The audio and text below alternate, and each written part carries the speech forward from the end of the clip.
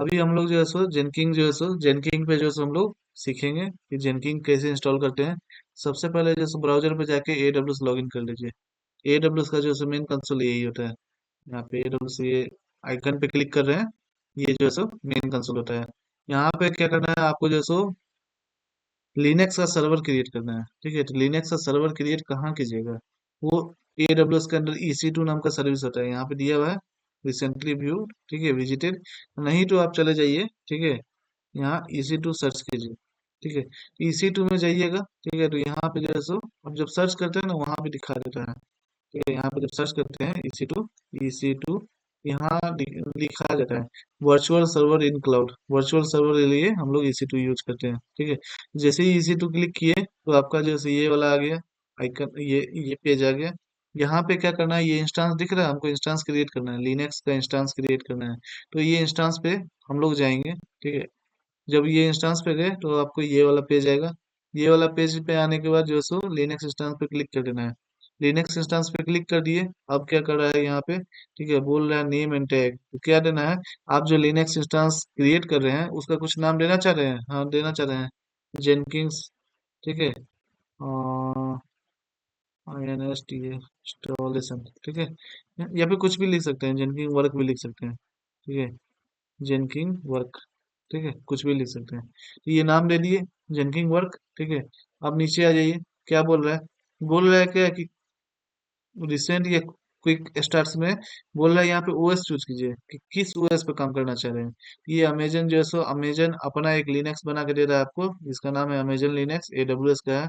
Mac OS भी choose कर सकते हैं, उबंटू चूज कर सकते हैं, विंडोज चूज कर सकते हैं, रेड हैट चूज कर सकते हैं, सूसे चूज कर सकते हैं। तो चलिए यहाँ पे जो है सो, ठीक है, यहाँ पे हमको उबंटू पे काम करना है सपोज। यहाँ पे उबंटू हम चूज कर लेते हैं। जैसे ही चूज कीजिएगा यहाँ पे अमेजन लिनक्स हट के उबंटू आ जाएगा, क्योंकि बाई डिफॉल्ट यही सेलेक्ट रहता है तो ये आता है। जैसे ही इस पे क्लिक किए यहाँ पे ये आ गया उबंटू सर्वर 24 लेटेस्ट वाला ही है। ठीक है, नीचे आ जाइए और एक चीज और देख लीजिएगा। यहाँ पे उबंटू सर्वर जो है ये देख लीजिएगा फ्री टीयर में आता है। ठीक है, तो इसमें चार्ज नहीं लगेगा। और नीचे आ जाइए, ये मशीन है, कुछ चेंज नहीं करना, ऑटोमेटिक ले लेता है। ठीक है, कुछ करना नहीं चेंज। यहाँ पे देखिए AMI आईडी जो है, ये AMI आईडी दिया हुआ है AWS में, ऑलरेडी अवेलेबल रहता है। इसी AMI आईडी का यूज करके जो है सो इंस्टांस क्रिएट करेगा। ठीक है, इंस्टांस कैसे क्रिएट करेगा, इस AMI का यूज करके। जैसे हम लोग विंडोज में जो है सो हम लोग OS इंस्टॉल करते हैं ना, तो OS इंस्टॉल करने के लिए क्या करते हैं, पेन ड्राइव से बूट, पेन ड्राइव में बूटेबल बना के हम लोग पेन ड्राइव से जो है सो बूट करते हैं। तो पेन ड्राइव में जो बूटेबल बनाते हैं वो कैसे बनाते हैं, ठीक है, पावर आईएसओ से। तो पावर आईएसओ तो बूटेबल बनाते हैं ना आप, ठीक है, लेकिन उसमें जो लिनक्स का OS या विंडोज का OS जो जाता है वो कैसे जाता है, वो आईएसओ इमेज से जाता है। आईएसओ इमेज कहाँ से आता है, वो आप उबंटू के साइट या इस सब से डाउनलोड करते हैं। तो वो जो आईएसओ इमेज का जो आप यूज करके जो बूटेबल बनाते हैं, समझिए एक काइंड ऑफ ये बूटेबल है। ठीक है, ये आईएसओ इमेज है काइंड ऑफ। ठीक है, तो यहाँ पे जो सो अमेजन, यहाँ पे जो है सो AMI का फुल फॉर्म होता है अमेजन मशीन इमेजेस। ठीक है, इसी मशीन इमेजेस का यूज करके जो है सो हम लोग को लिनक्स का इंस्टेंस क्रिएट कर देगा। और यहाँ देखिए, यहाँ क्या लिखा हुआ है, यूजर नेम दिया हुआ है यहाँ पे उबंटू। ठीक है, तो इसका मतलब जो इंस्टेंस हमारा क्रिएट होगा, ठीक है, उसका यूजर कौन होगा, यूजर होगा उबंटू। बाई डिफॉल्ट रूट तो हर लिनक्स में रहता है, चाहे वो अमेजन लिनक्स हो या उबंटू लिनक्स हो या फिर आपका रेड हैट हो, सेंटोस हो, ठीक है, काली लिनक्स हो, या जो भी आप लिनक्स यूज कर रहे हैं। ठीक है, सबका जो है सो रूट जो है, ठीक है, रूट सुपर यूजर होता है। ठीक है, वो रहेगा ही रहेगा। लेकिन यहाँ पे उबंटू आपने इंस्टॉल किया है तो उबंटू के लिए यूजर नेम क्या होगा, यहाँ पे Ubuntu by default user name यहाँ दिया हुआ है। ठीक है, अब क्या करना है आपको, यहाँ पे नीचे आना है। इंस्टांस टाइप क्या होता है, इंस्टांस टाइप देखिए यहाँ पे T2.micro है ना, T2.micro एक ये अमेजन अपना एक बनाया है। अमेजन क्या किया है, अपना एक बना दिया है कैटेगरी। ठीक है, कि T2.micro नाम दे दिया है। ठीक है, ये कुछ वैसा कुछ खास है नहीं, T2.micro, T2.mini सब कुछ है नहीं। बस एक नाम दे दिया अमेजन T2.micro, कि अगर कोई T2.micro चूज करता है तो उसको एक CPU और 1 GB रैम मिलेगा। इसी तरह से और देखिएगा यहाँ पे, ठीक है, बहुत सारा ऑप्शन है। T2 डॉट कोई नैनो सेलेक्ट करता है तो उसको एक CPU और आधा GB मिलेगा। ठीक है, और ऊपर जाना है तो एक CPU और 1 GB मेमोरी मिलेगा T2 डॉट, ठीक है, किसको, माइक्रो को, जो कि फ्री टीयर में यही आता है। फ्री टीयर एलिजिबल है ना यहाँ पे, ये इसके नीचे आइएगा। T2 डॉट स्मॉल में एक सीपीयू 2 GB रैम, मतलब या तो सीपीयू बढ़ेगा या तो रैम बढ़ेगा। T2 डॉट मीडियम में 2 CPU 4 GB रैम, ठीक है। T2 डॉट लार्ज में 2 CPU 8 GB RAM. T2 dot x large में 4 CPU 16 GB रैम। तो इस तरह से जैसे ही बढ़ते जाएगा पूरा कैटेगरी बनाया गया है, ठीक है। डिटेल से बाद में पढ़ेंगे एडब्ल्यूएस में, ठीक है। अभी के लिए क्या कर रहा हूँ, मुझे जेनकिंग्स इंस्टॉल करना है। तो मैं फ्री टीयर एलिजिबल में जो आता है T2 डॉट माइक्रो, मैं बस वो इंस्टांस टाइप सेलेक्ट कर रहा हूँ T2 डॉट माइक्रो, ठीक है, ताकि फ्री टीयर में मेरा ये मिलना है। नीचे बोल रहा है की पेयर लॉगिन। की पेयर लॉगिन यहाँ पे क्या बोल रहा है कि आप की पेयर लॉगिन कर सकते हैं। जो इंस्टांस का आप क्रिएट कीजिएगा ना, ठीक है, तो इंस्टांस आप जो क्रिएट कीजिएगा ये कहाँ क्रिएट होगा, AWS के डेटा सर्वर में क्रिएट होगा। ये जो इंस्टांस हम लोग क्रिएट कर रहे हैं वो कहाँ क्रिएट होगा, AWS के डेटा सर्वर में जाके क्रिएट होगा। और AWS के डेटा सर्वर में जाके जो क्रिएट होता है आपका, ठीक है, तो उसको एक्सेस कैसे करेंगे हम। AWS का डेटा सेंटर मान लीजिए यहाँ पे इंडिया में है, ठीक है, तो मुंबई में है।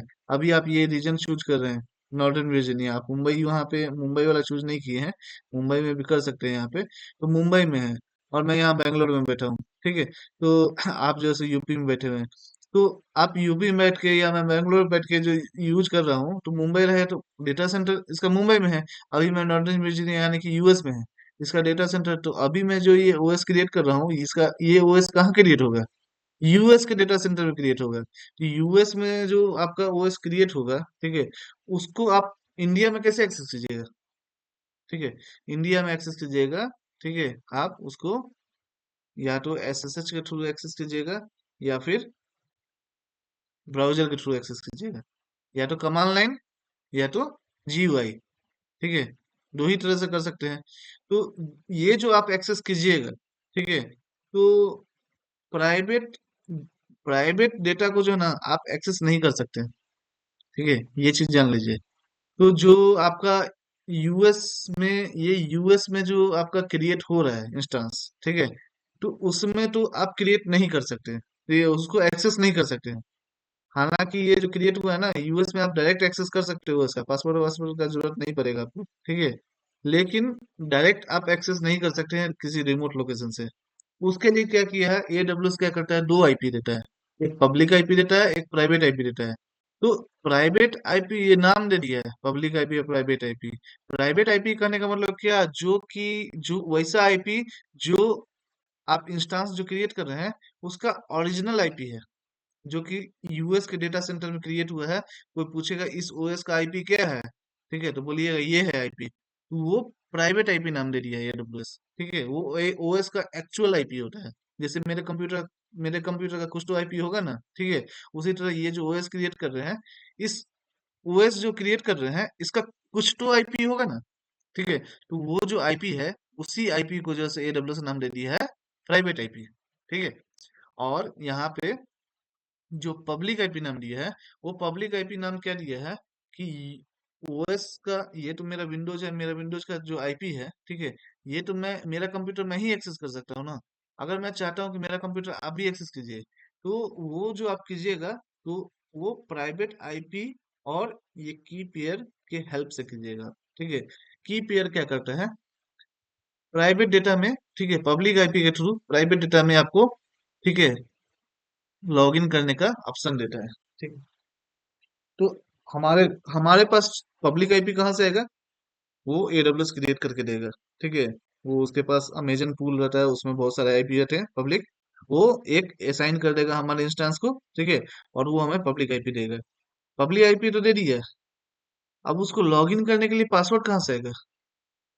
तो पासवर्ड तो यहाँ पे दे नहीं रहा है कि यूएस का पासवर्ड ये सेट करना है वो सेट करना है चाहिए, ठीक है। तो पासवर्ड यहाँ पे हम लोग एसएसएच के थ्रू जब करेंगे लॉगिन, ठीक है, तो यहाँ पे की पेयर दे रहा है। की पेयर क्या करता है, प्राइवेट डेटा को एक्सेस करने के लिए यूज करते हैं। यहाँ पे लिखा है यू कैन यूज अ की पेयर सिक्योरली। की पेयर का यूज सिक्योरली कनेक्ट करते हैं अपने इंस्टांस को, कौन सा जो क्रिएट होने वाला है। Ensure that you have access the selected key pair before launch. और आपके पास की पेयर का एक्सेस होना चाहिए। तो उसके लिए क्या करेंगे, यहाँ पे ऑलरेडी क्रिएट है, ठीक है, AWS की वन जेनकिन अमन ये ऑलरेडी क्रिएट है। अगर नहीं है इनिशियली क्या होगा, कुछ नहीं रहेगा, ये प्रोसीड विदाउट की पेयर, बस यही एक ऑप्शन आएगा। बिना की पेयर का जाना चाहते हैं मत जाइएगा, ठीक है। की पेयर आपको क्लिक करना ही पड़ेगा पासवर्ड के लिए। तो मान लीजिए अभी ये मेरे पास नहीं है, नहीं है तो क्या कीजिएगा, क्रिएट न्यू की पेयर पे क्लिक कीजिएगा। यहाँ पे की पेयर का नाम पूछ रहा है, तो यहाँ पे डाल दीजिए जेनकिंग्स, ठीक है।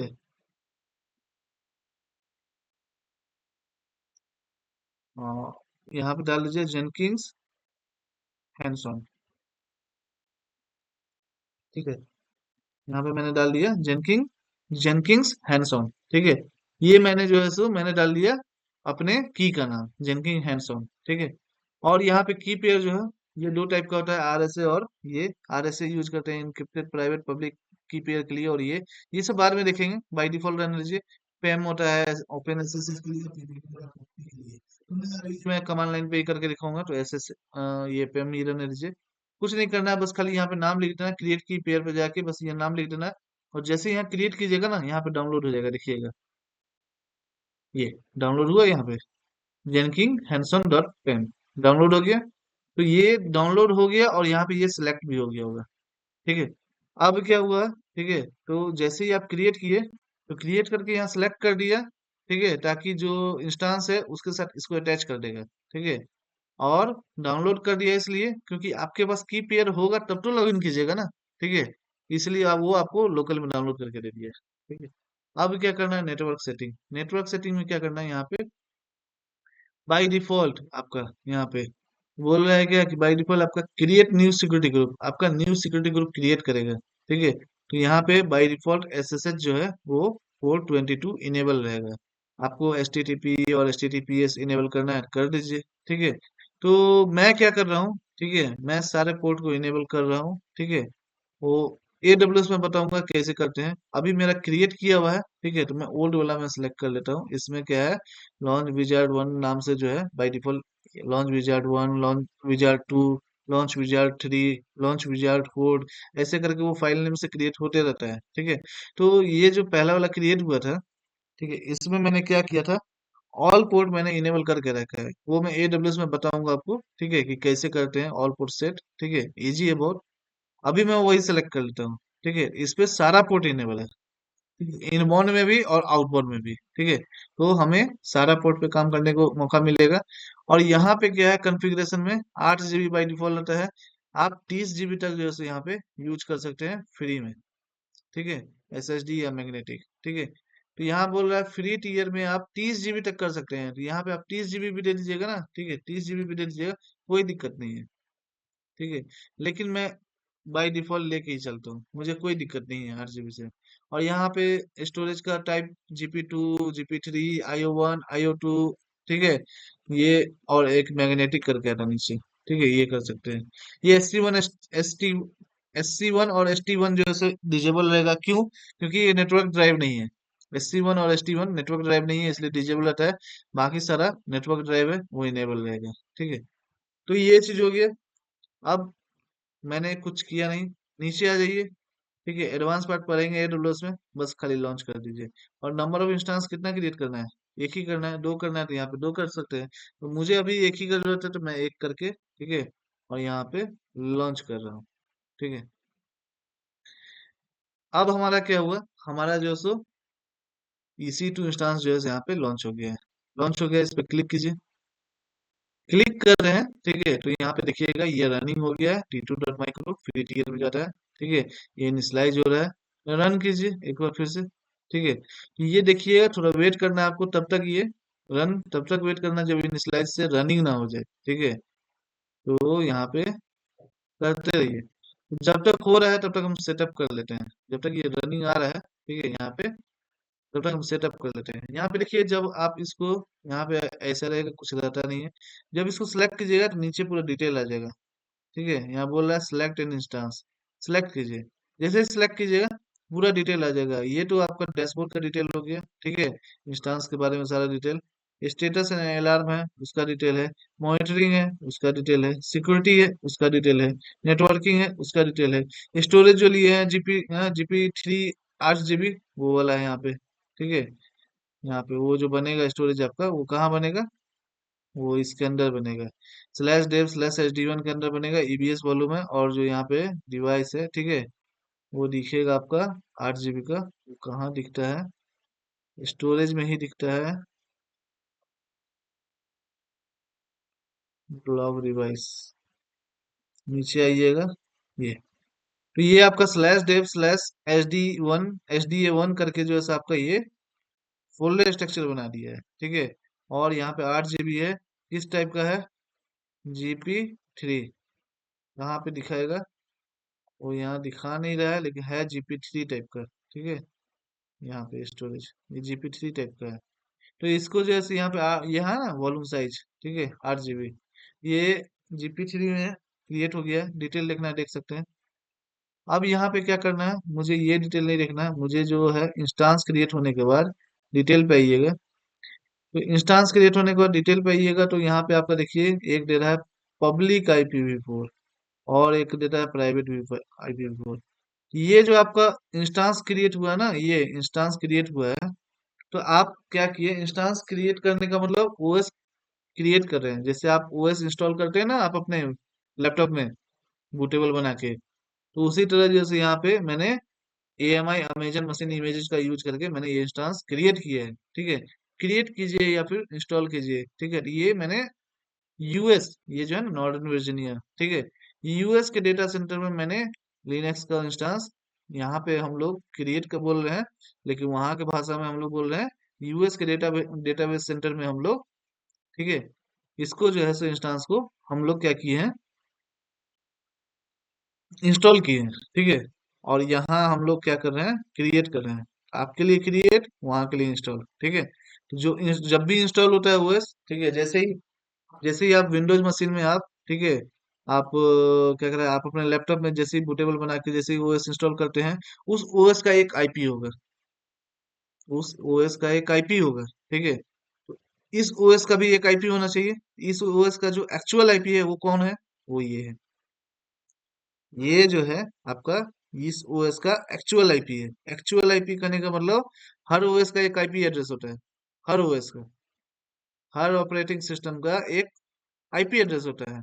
तो इस इंस्टेंस का आईपी एड्रेस हमारा ये है, ठीक है। अब क्या करना है यहाँ पे, ठीक है, तो इसका नाम दे दिया है पब्लिक IPv4, ठीक है। अभी भी IPv4 पे हो रहा है, IPv6 आया नहीं है, मतलब आ गया है लेकिन यूज नहीं होता है जल्दी, ठीक है। तो ये चीज है IPv4, ये है। तो ये तो हो गया ओएस का अपना आईपी, जो कि नॉर्दर्न वर्जीनिया डेटा सेंटर में जो है सो इंस्टॉल है, वहां पे होगा ये चीज, ठीक है।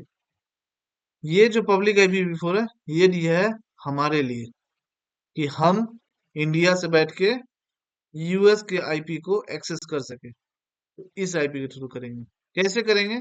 एसएसएच के थ्रू। एसएसएच क्या होता है? सिक्योर सेल होता है। एसएसएच का फुल फॉर्म होता है सिक्योर सेल। तो सबसे पहले आईपी कॉपी कर लेंगे। समझ में आ गया यहाँ पे? पब्लिक आईपी से हम लोग क्या करते हैं, ओएस को एक्सेस करते हैं। तो पब्लिक आईपी क्यों देता है एडब्ल्यूएस? इंस्टांस को एक्सेस करने के लिए। इंस्टांस का एक्चुअल आईपी क्या है? ये है। तो जब भी हम लोग क्या करते हैं, हमको कनेक्ट करना है ओएस को, तो पब्लिक IPv4 कॉपी करते हैं। एसएसएच क्लाइंट कोई आप ओपन कर लीजिए, चाहे वो CMD हो गया, या फिर टर्मिनल हो गया, या फिर item2 हो गया, पुट्टी हो गया, या जो भी कमांड लाइन है, ठीक है, एसएसएच को सपोर्ट करना चाहिए बस। CMD मेरा जो है सो एसएसएच को सपोर्ट करता है। कैसे पता चलेगा एसएसएच को सपोर्ट करता है? CMD आप ओपन कीजिए, मैं इसको बड़ा कर देता हूँ, ठीक है। और यहाँ पे SSH लिख के इंटर डालिए। तो जैसे ही आप SSH लिख के इंटर डालिएगा ना, तो यहाँ लिखाएगा यूजेज SSH, और उससे रिलेटेड कुछ कुछ दिखाएगा, ठीक है। जब भी आप SSH लिख के इंटर मारिएगा, ठीक है, तो आपको क्या आएगा? यूजेज कॉलन SSH, ठीक है, मतलब SSH का क्या यूज है, और यहाँ पे कुछ तो ऑप्शन देगा, ठीक है, कि ये इसे यूज कर सकते हैं। अभी के लिए समझ में आएगा नहीं, इग्नोर कीजिए।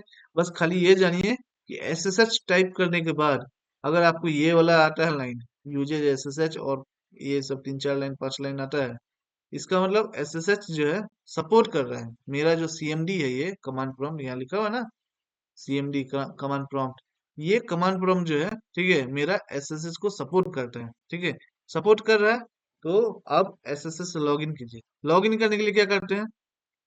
सबसे पहले आपको उस पार्ट पे जाना होगा जहां पे आपका की पेयर डाउनलोड हुआ होगा। यहाँ से जो आप यहाँ से जो मेरा ये डाउनलोड हुआ था, जेनकिंस हैंड्सऑन डॉट पी एम, ये डाउनलोड कहाँ हुआ था? ठीक है। तो विंडोज में कोई भी चीज डाउनलोड डाउनलोड फोल्डर्स के अंदर होता है। ठीक है। विंडोज में कोई भी फाइल डाउनलोड करते हैं, वो डाउनलोड कहाँ होता है? डाउनलोड फोल्डर्स के अंदर होता है। और डाउनलोड फोल्डर्स का पार्ट क्या है? आपका होम डायरेक्टरी। ये आपका होम डायरेक्टरी है, सी यूजर्स अमन पी। ठीक है, ये आपका होम डायरेक्टरी है। होम डायरेक्टरी के अंदर आपका डाउनलोड्स फोल्डर होगा। कैसे पता चलेगा? DIR प्रेस कीजिए, यहाँ पे दिख जाएगा। ठीक है, डाउनलोड्स दिख रहा है यहाँ पे, ये डाउनलोड्स दिख गया। ठीक है। अब क्या कीजिए, यहाँ पे लिस्ट कर देता है। यहाँ पे जैसे मैंने DIR किया ना, यहाँ पे मैंने जैसे ही किया DIR, ठीक है, तो अमन पी के अंदर जितना भी फोल्डर होगा सबको जो है लिस्ट कर दिया, सबको लिस्ट कर दिया। ठीक है। मुझे जाना है डाउनलोड्स के अंदर। तो आपको डाउनलोड्स फोल्डर के अंदर जाना है तो क्या करना होगा? CD space downloads. ठीक है, ये टाइप करना होगा। CD मतलब चेंज डायरेक्टरी। अभी आप अमन पी पे हैं। ठीक है, ये एरो बनाया हुआ है ना, एरो बनाया हुआ है, इसका मतलब आप अमन पी पे हैं। ठीक है। अब आप चेंज डायरेक्टरी करके आप डाउनलोड्स के अंदर आ जाइए। कैसे? CD स्पेस डाउनलोड्स कीजिए, इंटर मारिए। देखिए, तो पहले आप कहाँ थे? सी के अंदर, यूजर्स के अंदर, अमन पी के अंदर थे। अभी आप कहाँ हैं? सी के अंदर, यूजर्स के अंदर, अमन पी के अंदर, डाउनलोड्स के अंदर है। ठीक है।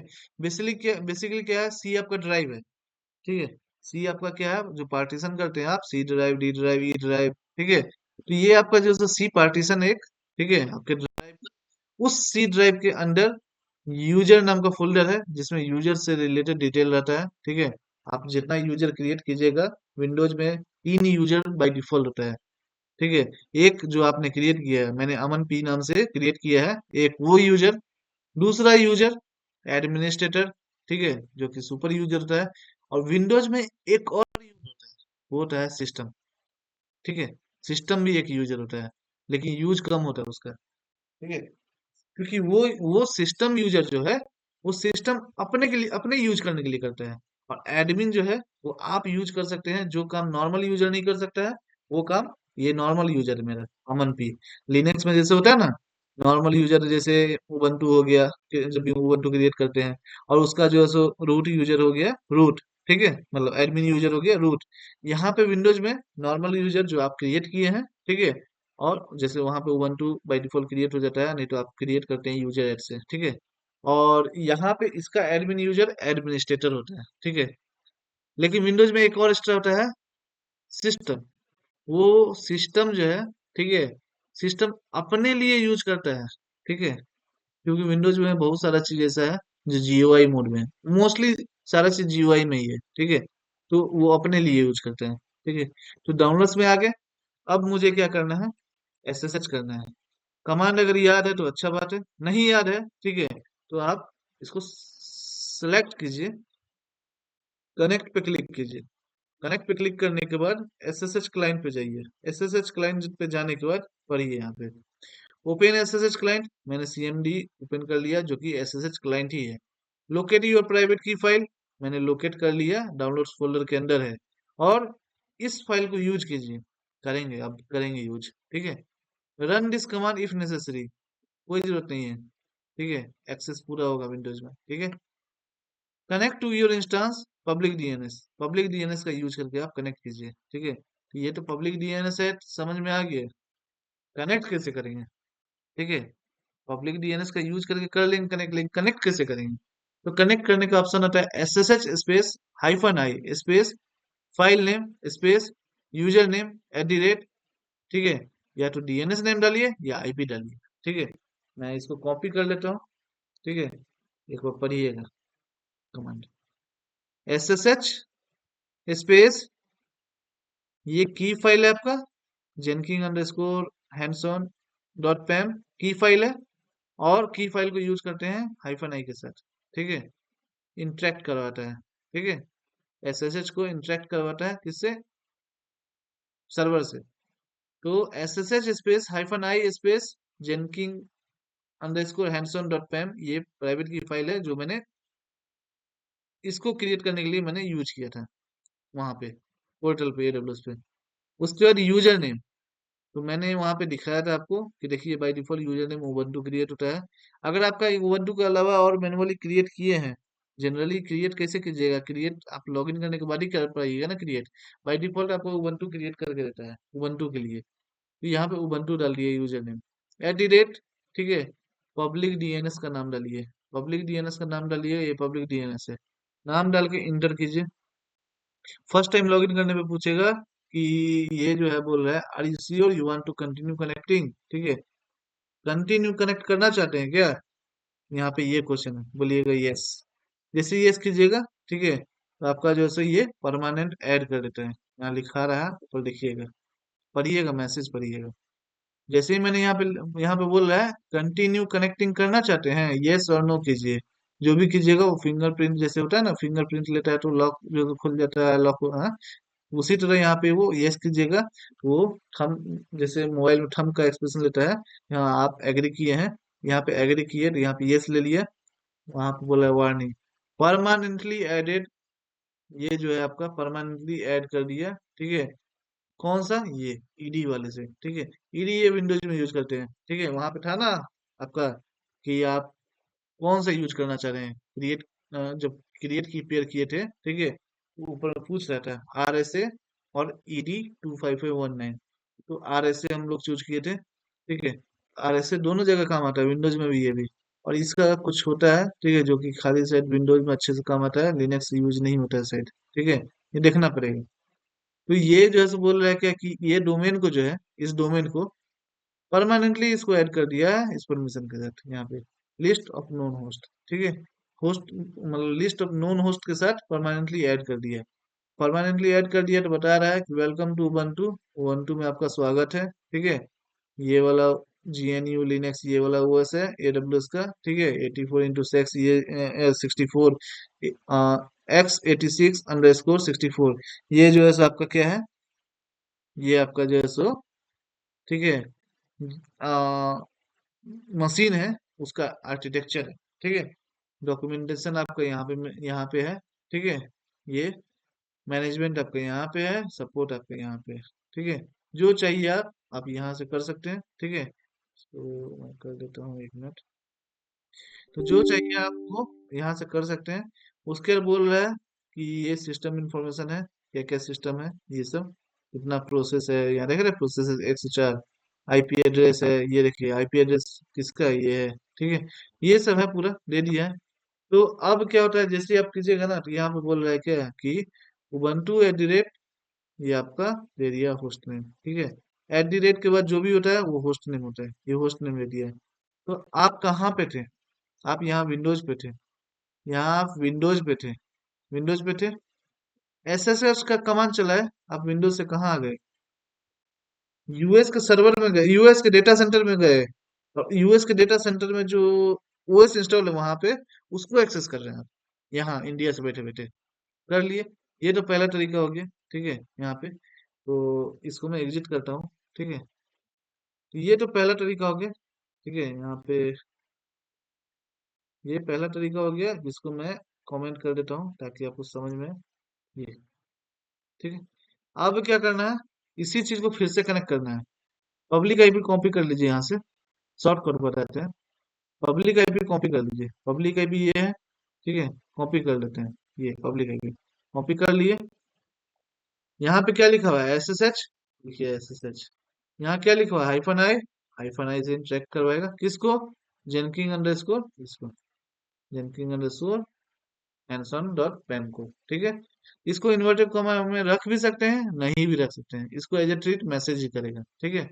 यूजर नेम क्या है, उबंटू, ठीक है। यहाँ पे DNS नेम दिए थे, IP भी दे सकते हैं आप, ठीक है। किए, यहाँ बोल रहा है कंटिन्यू कनेक्टिंग, यस। क्यों पूछ रहा है दोबारा, क्योंकि ये तो DNS को किया था ना परमानेंट ऐड, ऊपर में, ऊपर में ये DNS को ऐड कर दिया था परमानेंट। दोबारा लॉगिन कीजिएगा DNS से, ठीक है, तो वो आपको जो है सो दोबारा लॉगिन कीजिएगा DNS से, ठीक है, तो वो आपको जो है सो अब नहीं पूछेगा कंटिन्यू कनेक्टिंग, यस, क्योंकि परमानेंट ऐड कर दिया है। यहाँ पे IP पहला बार कर रहे हैं, ठीक है, यहाँ पे IP पहला बार कर रहे हैं, तो इसलिए जो है सो यहाँ पे पूछ रहा है कंटिन्यू कनेक्टिंग, यस, ठीक है। दोबारा कीजिएगा तो वो नहीं पूछेगा, देखते हैं, एग्जिट कर देते हैं। ठीक है, अब मैं यहाँ पे दोबारा कर रहा हूँ, कनेक्ट किए, नहीं पूछेगा, डायरेक्ट कनेक्ट कर देगा। कर दिया ना, ठीक है। तो यहाँ पे ये हम आ गए, ठीक है। ये क्या बोल रहा है, ये जो हम कनेक्ट किए हैं, ये यहाँ पे बोल रहा है कि the list of available updates is more than week ago, ठीक है। तो बोल रहा है जो आपका ये ओएस है, ठीक है, होस्ट है ये, ठीक है, जो भी होस्ट है, इस पे जो है सो बोल रहा है कि जो अपडेट है वो 1 2 वीक 3 वीक पहले का होगा, पुराना है, ठीक है। तो बोल रहे हैं यहाँ पे to check for new update run sudo apt update, ठीक है। तो बोल रहा है अपडेट करने के लिए, अपडेट कर देते हैं, इसको कॉपी कर लीजिए, ठीक है, और यहाँ पे पेस्ट कर दिया, ठीक है। सेम कमांड यहाँ से चला दिया, sudo apt अपडेट, ये कर दिए। और यहाँ क्या बोल रहा है, to run a command as administrator, अगर आपको कोई भी चीज कमांड रन करना है एज ए एडमिनिस्ट्रेटर, मतलब सुपर यूजर, ठीक है, मतलब रूट से, तो आप sudo, आप कमांड का नाम लिखिएगा। यहाँ पे हमको अपडेट करना है, एपीटी अपडेट से मेरा अपडेट हो जाता है, लेकिन sudo लगा दिए ताकि मेरा रूट से हो। तो ये यहाँ दिया हुआ कमांड, सेम कमांड यहाँ चला दिए, ये मेरा ओएस अपडेट कर देगा, ठीक है। यहाँ पे मेरा ओएस जो है सो अपडेट कर दिया, ठीक है। अब अपडेट करने के बाद यहाँ पे मेरा रिक्वायरमेंट क्या है, मेरा रिक्वायरमेंट है, ठीक है, जेनकिंग्स कैसे इंस्टॉल करे, ठीक है। सबसे पहले देखिएगा यहाँ पे जेनकिंग्स स्पेस हाइफन हाइफन वर्जन, आपका जेनकिंग्स है, नहीं है, बोल रहा है जेनकिंग्स कमांड नॉट फाउंड, ठीक है, नहीं है। और जेनकिंग्स क्या है, ठीक है, जेनकिंग्स जो है सो आपका जावा में लिखा है, ठीक है। और आपको जावा पता है, जावा आपको पता है, जेवीएम चाहिए रन करने के लिए, ठीक है। तो विदाउट जावा जो है सो आपका ये काम नहीं करेगा, विदाउट जावा आप जेनकिंस को यूज नहीं कर सकते हैं। जेनकिंस को यूज करना होगा तो आपको जावा पहले इंस्टॉल करना होगा। प्री रिक्विजिट है कि आपको जावा पहले इंस्टॉल करना है, तभी आपका जेनकिंग इंस्टॉल कर पाइएगा। डायरेक्ट जेनकिंग इंस्टॉल कीजिएगा, आपका जेनकिंग काम नहीं करेगा, ठीक है, सबसे पहला बात। तो यहाँ पे देखिए जावा है क्या, जावा स्पेस हाइफन वर्जन नहीं है, बोल रहा है जावा कमांड नॉट फाउंड। इंस्टॉल करना है तो ये सब कमांड चला दीजिए, मैं नहीं चलाऊंगा ये सब, ठीक है। मैं क्या करूंगा, मुझे जावा पहले इंस्टॉल करना है, उसके बाद जेनकिंग इंस्टॉल करना है। मैं क्या करूंगा, नेट पे जाके यहाँ पे सर्च करूंगा जेनकिंग्स इंस्टॉल, ठीक है, ऑन उबंटू, उबंटू में कर रहे हैं, यहाँ पे कर लीजिए, सर्च कीजिएगा कहाँ इंस्टॉल कर रहे हैं आप, उबंटू में ना, तो जेनकिंग्स इंस्टॉलेशन ऑन उबंटू, जेनकिंग्स कैसे इंस्टॉल होता है उबंटू में, वो सर्च कीजिए। सर्च करने के बाद पहला वो जो साइट आएगा यहाँ पे, उस पर क्लिक कर देना, ठीक है। क्लिक कर दिए, लिनक्स वाला खुल गया। तीन टाइप का लिनक्स है, डेस्बियन और रेड हैट, काफी है। फेडोरा में थोड़ा सा यहाँ पे पैकेजेस का हो जाता है डिफरेंस, जैसे यम, ठीक है, यम एक पैकेज हो गया, ठीक है, किसके लिए, रेड हैट या रेड हैट से रिलेटेड जितना भी है उसके लिए। डेस्बियन, ठीक है, डेस्बियन से रिलेटेड जितना भी है, उबंटू हो गया, चाहे लिनक्स मिंट हो गया, ये सब उस सब में एपीटी काम करते हैं, ठीक है। फेडोरा में जो है सो पैकेज जो है आप इंस्टॉल करते हैं, वो डेफ या कुछ आता है, ठीक है, दिखा देते हैं यहाँ पे, इस पे क्लिक कीजिए तो डीएनएफ आता है, सॉरी, डीएनएफ से आता है, ठीक है। यहाँ पे पैकेजेस नेम अलग है, ठीक है, मतलब कमांड अलग है, इसलिए जो है सो यहाँ पे तीन चीज दिया हुआ है, नहीं तो ओएस जो है जितना भी है ओएस, ठीक है, दो टाइप का ही होता है, एक डेस्पियन, एक रेड हैट। लेकिन जेनकिंग इंस्टॉल करने में आपको इशू आएगा, ठीक है, इसलिए फेडोरा को भी अलग से वो कैटेगरी में डाल दिया है। तो अभी अपना, अपने को क्या रिक्वायरमेंट है, अपने को रिक्वायरमेंट है जेनकिंग्स में, जेनकिंग्स कैसे इंस्टॉल करें उबंटू पे, तो उबंटू पे आप क्लिक कीजिए ना, यहाँ पे, तो यहाँ पे डेस्पियन उबंटू है, यहाँ पे क्लिक कीजिएगा, तो बोल रहा है लॉन्ग टर्म और हाँ, वीकली रिलीज, ये हम बाद में देखेंगे। सबसे पहले मेरा रिक्वायरमेंट है जेनकिंग इंस्टॉल करने के लिए आपको जावा चाहिए, ठीक है। जावा इंस्टॉल करने के लिए आपको नीचे आ जाइए, ठीक है, यहाँ पे, तो बोल रहा है इंस्टॉलेशन ऑफ जावा, ठीक है, जावा कैसे इंस्टॉल करें यहाँ पे दिया हुआ है। तो बोल रहा है जेनकिंग रिक्वायर्ड, यहाँ लिखा हुआ है ना, जेनकिंग रिक्वायर्ड जावा टू रन, ठीक है। जेनकिंग जो है जावा जरूरी है जिनकिंग के लिए, ठीक है। ये तो not install Linux distribution include Java by default, ठीक है। तो वो बोल रहा है अगर नहीं किए हैं जावा जैसे बाई डिफॉल्ट हो जाता है किसी किसी चीज में, ठीक है। अगर मान लीजिए कोई ओएस आप इंस्टॉल करते हैं तो बाई डिफॉल्ट जावा ऑलरेडी हो जाता है इंस्टॉल उसके साथ, ठीक है। आपको करना नहीं पड़ेगा। लेकिन कभी कभी क्या होता है अगर जावा इंस्टॉल नहीं है, जैसे अभी के केस में मेरा जावा इंस्टॉल नहीं हुआ है जब मैंने ओएस क्रिएट किया है। तो जब नहीं हुआ है तो आपको मैनुअली क्रिएट ये करना पड़ेगा, ठीक है। मैनुअली जो है सो आप कैसे कीजिएगा जावा इंस्टॉल, तो स्टेप लिखा हुआ है। पहले तो ओएस को अपडेट कर दीजिए, मैंने ऑलरेडी कर दिया है यहाँ पे। ऊपर में यहाँ पे देखिएगा मैंने यहाँ पे ऑलरेडी, ये तो मैंने ओएस ही अपडेट किया ना, ये सारा ओएस अपडेट कर दिया है। दूसरा लाइन बोल रहा है कि ये वाला है sudo apt install font config जावा 17। जावा जावा 17 वर्जन इंस्टॉल करने के लिए ये वाला कमांड चाहिए। और फॉन्ट config जो है सो जितना भी रिक्वायर्ड सॉफ्टवेयर होगा ना जेनकिंग से रिलेटेड या जावा से रिलेटेड, वो भी वो कर देगा इजी वे में, ठीक है। और अच्छे से कर देंगे, कॉपी कर लीजिए, ठीक है। कमांड को बाद में समझेंगे, लिनक्स जब पढ़ेंगे तब समझेंगे। बस इसको खाली कॉपी कर लीजिए, ठीक है। और यहाँ पे जाके पेस्ट कर दीजिए, ये पेस्ट, ठीक है। बोल रहा है do you want to continue, yes, ठीक है। आई वांट टू कंटिन्यू, बोल रहा है आप कंटिन्यू करना चाहते हैं क्या जावा इंस्टॉलेशन को। तो मैंने वहां वाई लिख के मैंने बोल दिया, वाई लिखा तो बोलेगा ये हाँ यस हम कंटिन्यू करना चाहते हैं। अगर हमको नहीं करना था इंस्टॉल तो मैं एन करता, वो जावा इंस्टॉल नहीं करके वो बाहर आ जाता, ठीक है, एग्जिट कर जाता है। तो अभी मैंने यस कर दिया, ठीक है। तो यस करने के बाद क्या हुआ, जावा मेरा इंस्टॉल होना स्टार्ट हो गया है। यहाँ पे प्रोग्रेस बार दिखा रहा है 78 79 80 90, ठीक है। 91 92 ऐसे करके जो है सो धीरे धीरे करके जो है सो ये कहाँ तक जाएगा, ये जाएगा आपका 100 तक, ठीक है। जब तक 100 तक नहीं होता है तब तक आपको बैठना पड़ेगा, ठीक है। यहाँ पे मेरा जावा इंस्टॉल हो गया है। कैसे चेक करेंगे, Java space hyphen hyphen version check करेंगे। जैसे चेक करेंगे देखिए हमारा क्या आया, ये 3 लाइन का आया, ओपन जेडीके वर्जन नंबर आया, ओपन जेडीके रन टाइम आया, ओपन जेडीके 64 बिट आया, 3 लाइन आया। पहले ये चीज नहीं था ना, जावा हाइफन हाइफन वर्जन किया तो ये चीज नहीं था पहले। चेक कर लेते हैं ऊपर, ठीक है। यहाँ पे मैंने हम्म। किया था ऊपर में, तो यहाँ पे, ठीक है, देख लीजिएगा, ठीक है। यहाँ पे जो जावा हाइपन हाइपन वर्जन किया तो जावा इंस्टॉल नहीं था, मैंने अभी जावा इंस्टॉल किया तो अभी मैं Java space hyphen hyphen version कर रहा हूँ। तो मेरा ये 3 चीज आ रहा है, ठीक है। ये 3 चीज आ रहा है। यहाँ पे देखिए यहाँ भी वही बोल रहा है कि Java space hyphen hyphen version कीजिएगा, ठीक है। ये 3 चीज आ रहा है, इसका मतलब जावा इंस्टॉल हो गया, कुछ नहीं करना है। लिनक्स में बस यही है, एक लाइन में जो है जावा इंस्टॉल होता है, ठीक है। विंडोज में क्या है, डाउनलोड कीजिए, ये कीजिए, वो कीजिए, बहुत फीचर्स है। इसलिए तो लिनक्स है, सबसे ज्यादा सर्वर लिनक्स पे ही क्रिएट होता है, सबसे ज्यादा काम लिनक्स पे ही होता है। हर फील्ड में लिनक्स पे ही काम होता है, हर फील्ड में लिनक्स पे ही काम करते हैं। इतना इजी है। अब मुझे जावा जेनकिंग इंस्टॉल करना है, जावा तो इंस्टॉल हो गया है यहाँ पे, लेकिन जेनकिंग स्पेस हाइफन हाइफन वर्जन कीजिएगा, पर जेनकिंग अभी भी इंस्टॉल नहीं हुआ है, ठीक है। नहीं हुआ है, कमांड नॉट फाउंड, ठीक है।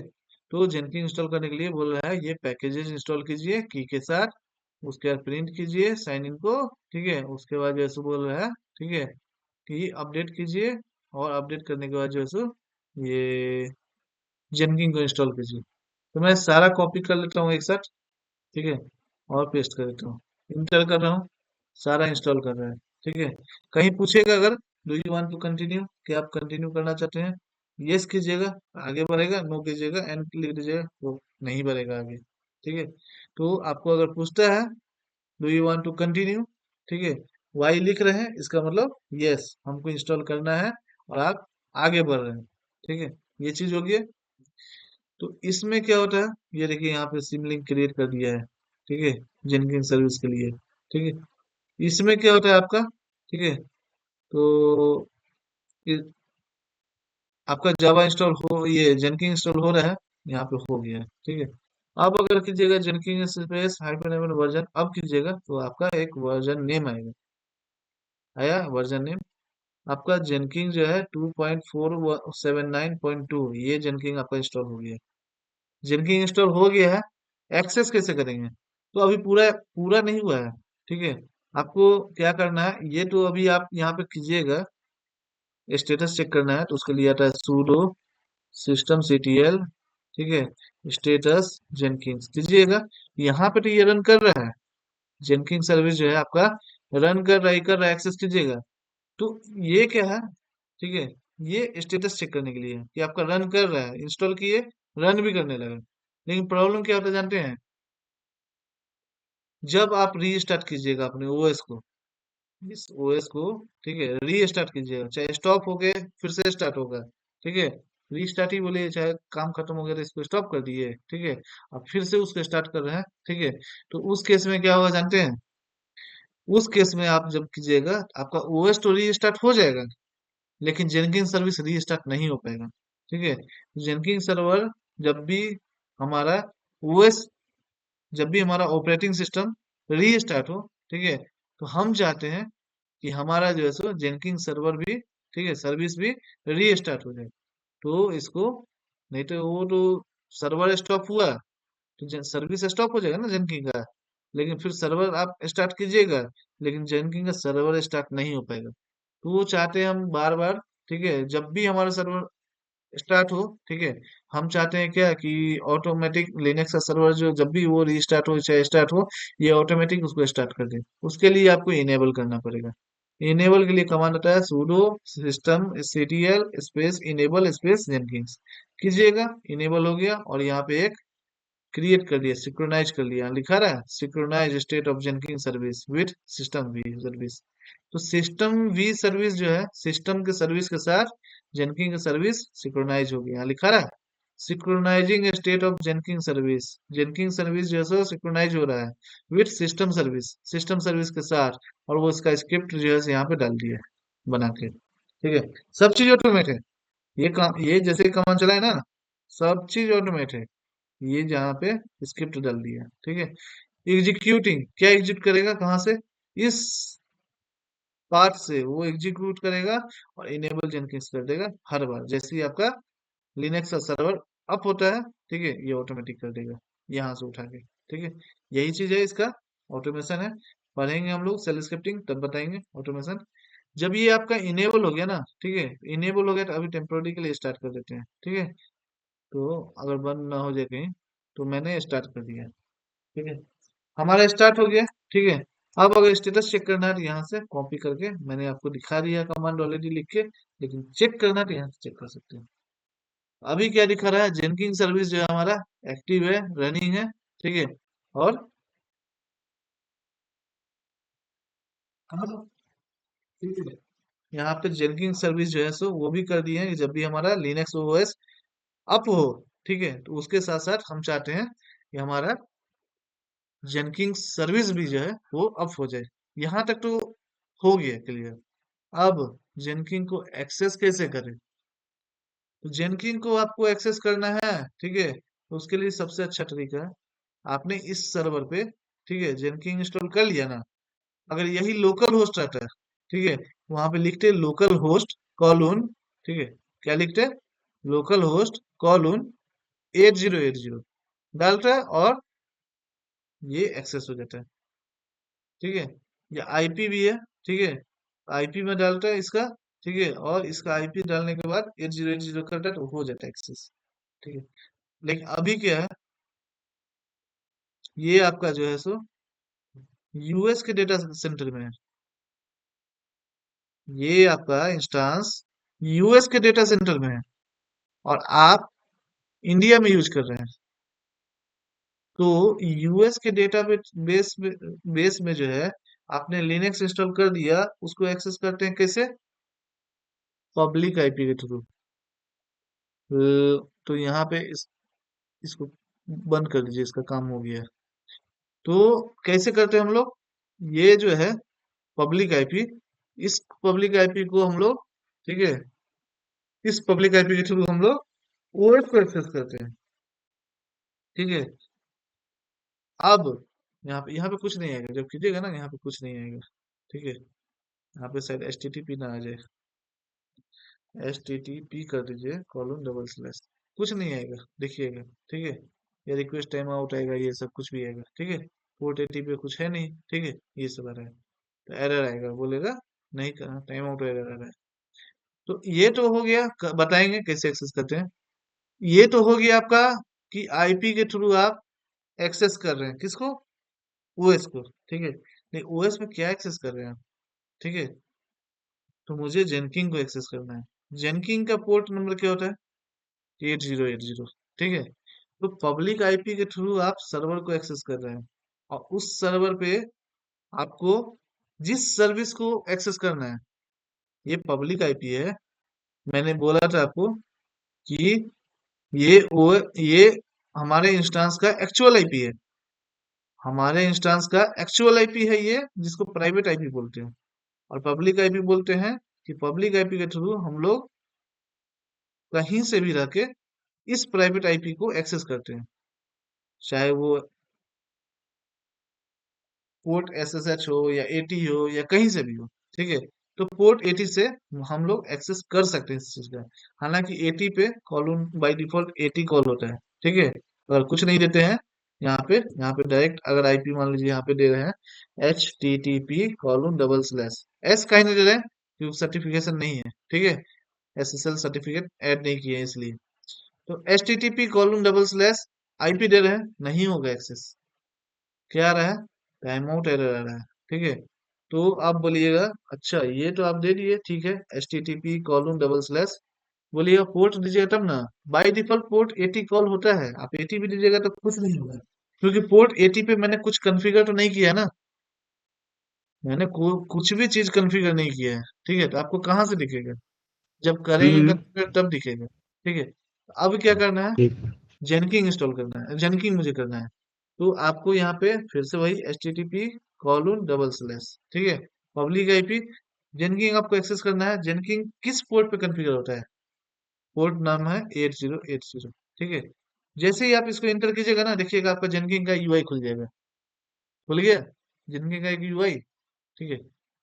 यहाँ नॉट सिक्योर इसलिए लिखा रहा है क्योंकि हमने एसएसएल सर्टिफिकेट ऐड नहीं किया है अपने इंस्टेंस पे। ऐड करना पड़ेगा अगर आपका ये प्रोडक्शन में जाएगा तो, ठीक है। तो हालांकि मेरा प्रोडक्शन में नहीं है फिलहाल, ठीक है, हम तो अपना टेस्ट कर रहे हैं। तो यहाँ पे जैसे ही पब्लिक आईपी और कॉलन 8080 जैसे ही कीजिएगा, ठीक है, तो यहाँ पे क्या होगा, आपका जेनकिंग्स एक्सेस हो जाएगा आपका। जेनकिंग्स जो है यूआरएल, वो आपका एक्सेस हो जाएगा, ठीक है, पब्लिकली। और ये जेनकिंग्स कहाँ इंस्टॉल है, यूएस के डेटा सेंटर में जो ओएस इंस्टॉल किए थे ना, वहां पे इंस्टॉल है, ठीक है। उसको एक्सेस कैसे कर रहे हैं, एडब्ल्यूएस के पब्लिक आईपी के थ्रू। और उसका पोर्ट क्या है, उसके थ्रू हम लोग एक्सेस कर रहे हैं, कर लिए। अब यहाँ बोल रहा है गेटिंग स्टार्टेड, अनलॉक जेनकिंग्स। अब जेनकिंग लॉक है, उसको अनलॉक करना पड़ेगा। कैसे करेंगे, यहाँ बोल रहा है to ensure Jenkins is securely setup by administrator, ठीक है। तो बोल रहा है कि हमको इंश्योर होना चाहिए कि जेनकिंस जो है सिक्योरली, जैसो आपका सेटअप होता है एडमिनिस्ट्रेटर के थ्रू, जो भी एडमिन है। अभी मैं कर रहा हूँ तो मैं एडमिन हूँ, ठीक है। तो मेरे थ्रू जैसे ही इसको एक्सेस होगा। बोल रहा है आप password has been written to the log, ठीक है। तो इसका जो पासवर्ड है वो लॉग में भेज देगा। अब बोलिए क्या कि ये तो लिनक्स सर्वर भेज रहा है, अगर हम विंडोज यूज करते तो यहाँ पे विंडोज पाथ आता है। मैक यूज करते तो यहाँ पे मैक पाथ आता है। आपको तो लिनक्स का पाथ दे रहा है ना यहाँ पे, ठीक है। यहाँ पे तो लिनक्स पाथ दे रहा है, तो ये इस पाथ पे आपको पासवर्ड मिल जाएगा। कहने का मतलब पढ़िएगा, रूट, रूट के अंदर वेर, वेर के अंदर लिब, लिब के अंदर जेनकिंग्स, जेनकिंग के अंदर सीक्रेट्स, सीक्रेट्स के अंदर, ठीक है, सॉरी, सीक्रेट्स के अंदर इनिशियल एडमिन पासवर्ड नाम का एक फाइल है। और इसी फाइल के अंदर, ठीक है, आपका जेनकिंग एक्सेस होगा, ठीक है, सॉरी, जेनकिंग्स जो लॉगिन कीजिएगा उसका एडमिन पासवर्ड मिलेगा। करके देखते हैं, कॉपी किए पाथ को, ठीक है। और लिनक्स में, ठीक है, सीडी स्पेस पाथ देते हैं, सॉरी, सीडी स्पेस, हाँ, ये फाइल नेम है, इसको हटा भी सकते हैं, इसको हटा सकते हैं। तो आपको उस फोल्डर पे जाना है, तो क्या करना होगा, सीडी स्पेस पाथ का नाम दे दीजिए, दे दिए, ठीक है। बोल रहा है क्या कि परमिशन देना है, आपको परमिशन नहीं है, सूडो के थ्रू इंटर कीजिए। तो यहाँ बोल रहा है क्या कि सूडो जो है यहाँ पे सीडी कमांड सूडो के थ्रू भी नहीं होगा, ठीक है। आप क्या कीजिए, यहाँ पे जो हमारा पूरा पाथ है ना, पूरा पाथ है, ये तो हम समझ गए, ये मेरा फाइल नेम है। ठीक है। तो फाइल नेम का कंटेंट देखने के लिए क्या करते हैं हम लोग, लिखते हैं कैट। ठीक है। और फाइल नेम देते हैं हम लोग। फाइल का कंटेंट देखने के लिए हम लोग कैट और फाइल नेम देते हैं। अब यहाँ पे ये फाइल नेम पाथ के साथ है, तो हम लोग पाथ के साथ, कोई बात नहीं है, कैट पाथ के साथ देंगे। ठीक है। पूरा मतलब कैट फाइल नेम जो दे रहे हैं, पूरा पाथ के साथ दे रहे हैं, दिए। अब इसको यहाँ पे जैसे इंटर करेंगे फिर एरर आएगा, ये सूडो के साथ ही होगा। कैट ये जो पाथ है आपका, ठीक है, परमिशन डिनाइड। ठीक है। अब परमिशन डिनाइड क्या आएगा, फिर से प्रीवियस कमांड पे जाइए और सबसे आगे जो है वहां पे सूडो लगा दीजिए, सूडो स्पेस। अब यहाँ पे कीजिएगा तो आपका एक पासवर्ड दिखेगा। देखिए, यहाँ पे क्या करना है, इसको कॉपी करना है। यहाँ पे क्या करना है, इसको कॉपी करना है, कॉपी कर दिए। ठीक है। इस पार्ट पे आप डाल दीजिए, डाल दिए, कंटिन्यू कीजिए।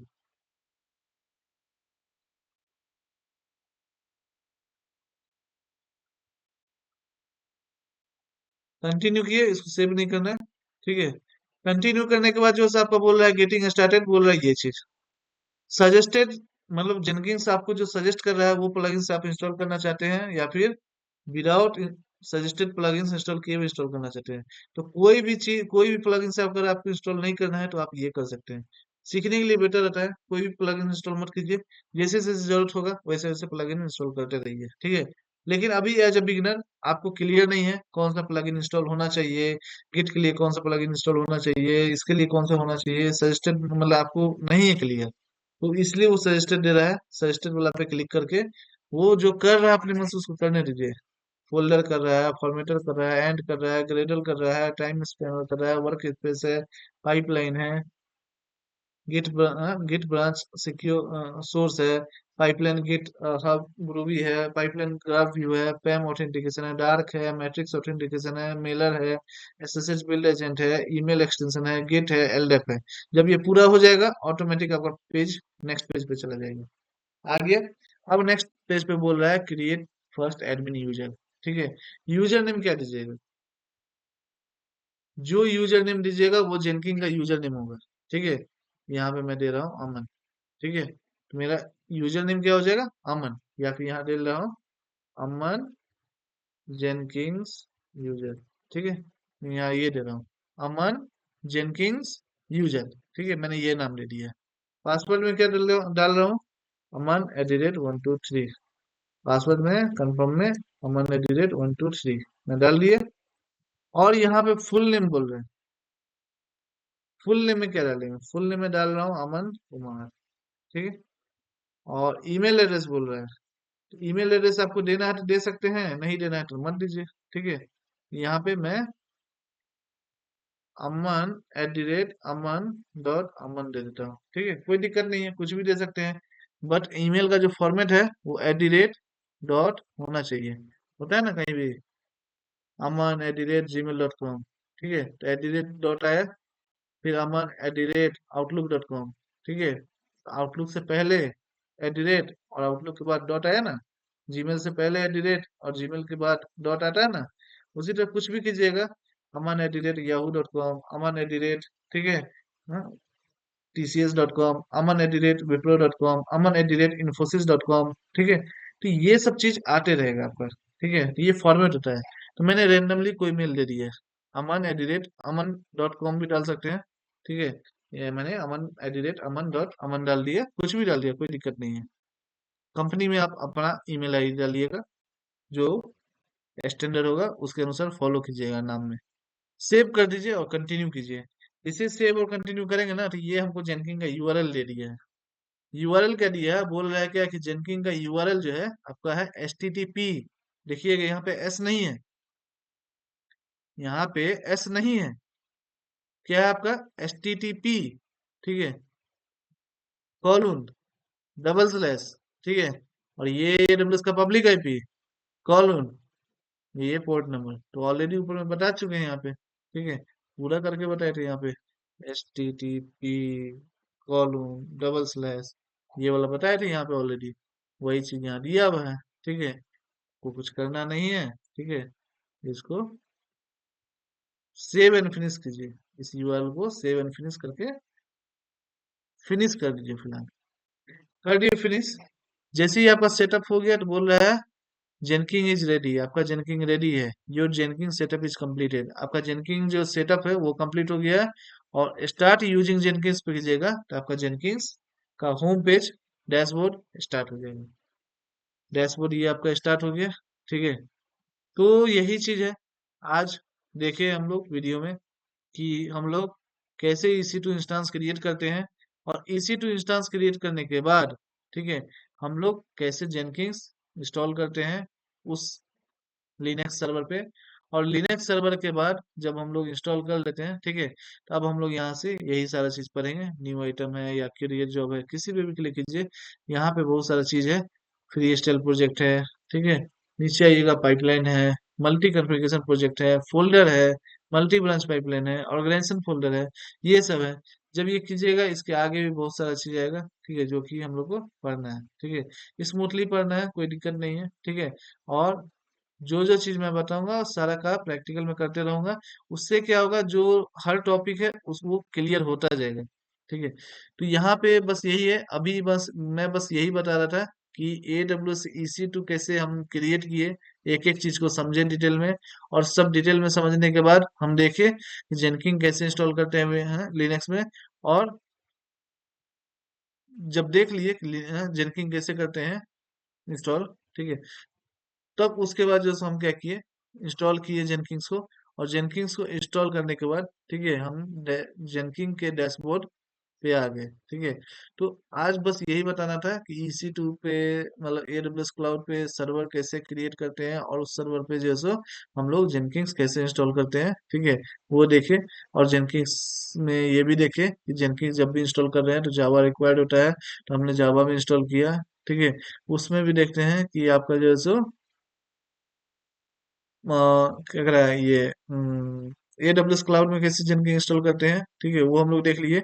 उसमें भी देखे हम लोग कि जेनकिंग्स जब भी हम लोग इंस्टॉल करते हैं तो जावा रिक्वायर्ड होता है। ठीक है, जावा अगर रिक्वायर्ड है इसका मतलब जेनकिंग से पहले आपको जावा इंस्टॉल करना पड़ेगा उस सिस्टम में जिस सिस्टम में नहीं है। ठीक है, तो यहाँ पे, ठीक है, हमने देखा कि जेनकिंग इंस्टॉल करने से पहले हमने जावा को इंस्टॉल किया। और जावा इंस्टॉल करने के बाद जो है हमने फिर जेनकिंग को इंस्टॉल किया। जेनकिंग इंस्टॉल करने के बाद जो है सब लोग देखे क्या कैसे कैसे फील्ड फॉर्म करते हैं, कैसे कैसे क्या करते हैं। ठीक है, जब वो हो गया, ठीक है, अब हम लोग क्या देख रहे हैं, ठीक है, कि सारा सेटअप करने के बाद जो है हमारा जेनकिंग का डैशबोर्ड आ गया है। ठीक है, अब आगे नेक्स्ट वीडियो में मैं बताऊंगा कि जॉब कैसे क्रिएट करते हैं, पाइपलाइन कैसे क्रिएट करते हैं। ये सारा डिटेल जो है हम आगे वाला वीडियो में बताएंगे। और गिटहब के साथ इंटीग्रेशन कैसे करते हैं, सबसे इम्पोर्टेंट चीज है, वो भी बताना है। ठीक है, तो मैं बताऊंगा कि गिटहब के साथ इंटीग्रेशन कैसे करते हैं। उसके बाद जो है सो, ठीक है, आगे देखते हैं। आज के वीडियो में इतना ही। Thank you.